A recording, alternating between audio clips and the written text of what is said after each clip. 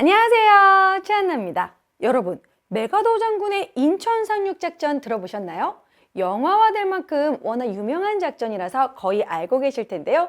하지만 이 작전이 성공하기 위해서는 우리가 잘 몰랐던 숨겨진 작전이 있었습니다. 오늘은 국군의 날 기념으로 6.25 전쟁과 관련하여 우리가 꼭 기억했으면 하는 전투인 장사 상륙작전에 대해 이야기해 보려고 합니다. 1950년 6.25 북한의 기습남침으로 우리나라는 3일 만에 서울이 점령되고 2달도 안 된 8월 초 낙동강 정선까지 밀리는 통전등화의 위기를 맞게 됩니다. 그러나 낙동강 최후의 방어선에서 악전고투를 거듭하던 끝에 유엔군이 참전하고 인천 상륙작전의 성공으로 9월 중순에야 전세를 역전하게 되는데요.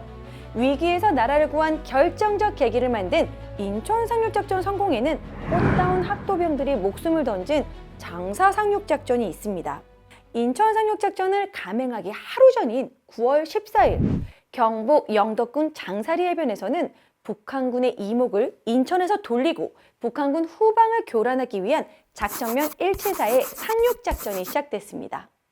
이를 위해 10대 학도의원군 772명이 13일 부산 육군본부 연병장에서 출정식을 한 뒤 부산항 제4부두에서 LST 문산호를 타고 14일 오전 2시 30분쯤 장사리에 도착하게 됩니다. 불과 20여일간 훈련받은 학도병에게 군에서 지급한 것은 소련제 장총 한 자루와 북한군 군복, 탄약, 식량인 미숫가루 몇 봉지뿐이었습니다. 원래 이 작전은 3일간 상륙 뒤 귀환할 예정으로 총기 등 물자도 3일치만 지급이 되었던 건데요. 하지만 학도병들은 이 3일치의 식량과 탄약만으로 8일을 버티게 됩니다. 당시 미군과 함께 이 작전을 하기로 하였지만 실패를 우려한 미군은 포기를 하고 결국 우리 군만 참가하게 되는데요. 문산호는 장사리에 한 50m까지 접근했지만 태풍 캐지아의 영향으로 높은 파도와 짙은 안개로 목표 지점에 정박할 수조차 없었습니다. 그러나 이날 오전 4시 상륙 명령이 떨어졌습니다. 부대장의 총성을 시작으로 학도병들은 바닷물에 뛰어들어서 해안에 있던 북한군의 화력을 뚫고 상륙을 감행했습니다. 하지만 선두에 섰던 대원 수십 명이 적의 총에 맞아 숨지고 파도에 밀려서 바닷속으로 사라졌는데요. 이후 문산호 갑판에 있던 박격포와 영국 구축함의 한포 사격의 지원으로 적의 공세가 주춤한 사이 먼저 상륙한 대원들이 배와 해안가 소나무를 밧줄로 연결해서 날이 밝을 무렵 다른 많은 대원들이 육지를 받는데 성공을 하게 됩니다. 그날 오후 상륙 12시간 만에 해변과 가까운 남서쪽 야산에 있던 적의 고지와 반경 10km 내 북한군을 소탕하고 포항으로 통하는 국토 제7호선을 장악하는 전과를 올리고 북한군의 보급로를 차단하는 성과를 이루게 되었는데요. 이런 성과는 인천 상륙작전이 성공하게 되는 중요한 계기가 되었죠. 하루 뒤인 15일 오전 6시 역사적인 인천 상륙작전이 성공했지만 아쉽게도 대원들은 그 이후부터는 외로운 전투를 벌여야만 했습니다.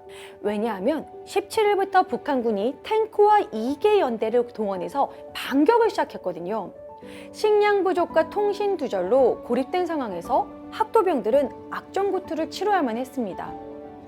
이틀이나 지난 19일에나 아군 철수를 위해 유엔군 LST 조치원호가 장사해변에 도착했지만 상륙 당시 문산호랑 마찬가지로 육지에 접근하지 못해서 역시 밧줄을 연결해서 철수 작전에 나섭니다. 북한군의 대대적인 공격으로 조치원호 역시 일부가 파손되고 부상자와 사망자가 속출하자 구조 작전을 포기하고 해변에 30여 명의 학도병을 남겨둔 채 철수를 합니다. 인천 상륙작전 성공에 가려진 장사 상륙작전은 6일간의 전투에서 139명이 전사하고 92명이 부상하는 큰 희생을 치러야만 했습니다. 사망한 학도병을 제외하면 모두 행방불명 상태라고 합니다. 대부분의 10대 학도의용군으로 편성되어 있던 육군 독립 제1유격대대는 현역 군인 이상의 투혼을 발휘하여 6일 동안의 교전 동안 장사리 일대 인민군 소탕, 고지 점령, 교두보 확보 및 보급로 차단 등의 성과를 올려 인민군 제5사단과 제2군단의 주력 부대와 전차 4대를 동해안으로 유인하는 데 성공했습니다.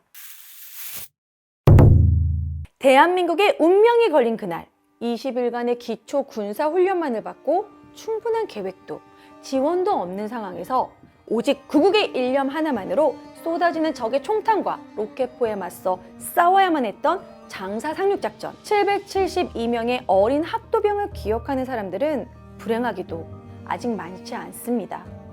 그 뒤 잊혀진 장사 상륙작전은 1980년 참전 학도병들이 장사 상륙작전 유격 동지회를 결성해 다시 조명을 받게 됩니다. 이 작전은 군사 기밀이었기 때문에 6.25 전쟁이 끝난 뒤에도 제대로 알려지지 않았어요. 상륙작전에 동원되었던 문산호는 1991년 3월쯤 난파선으로 발견이 됩니다.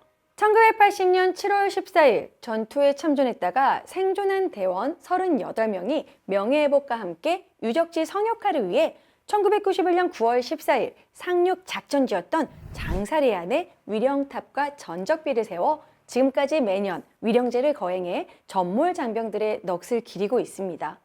장사해변 일대에는 2012년부터 영덕군이 장사 상륙작전 전승을 기념하고 희생자를 기리기 위한 기념공원을 조성하고 있습니다. 위령탑, 위패봉안소, 전시교육관, 참배광장, 문산호 침몰지점 상징 조형물 등 현충시설이 들어서고 당시 침몰한 문산호도 65년 만에 복원했습니다.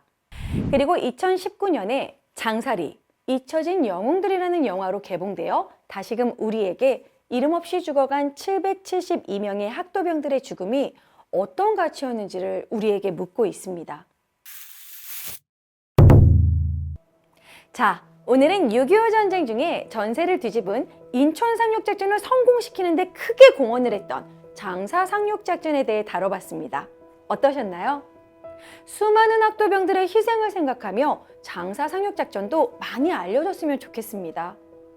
나라를 지키는 구국의 희생과 애국정신을 이어받아 우리 방위사업청도 자주국방과 국가안보 강화를 위해 첨단 무기체계 신속 전력화, 글로벌 방위산업 육성 등 다양한 노력을 하고 있습니다.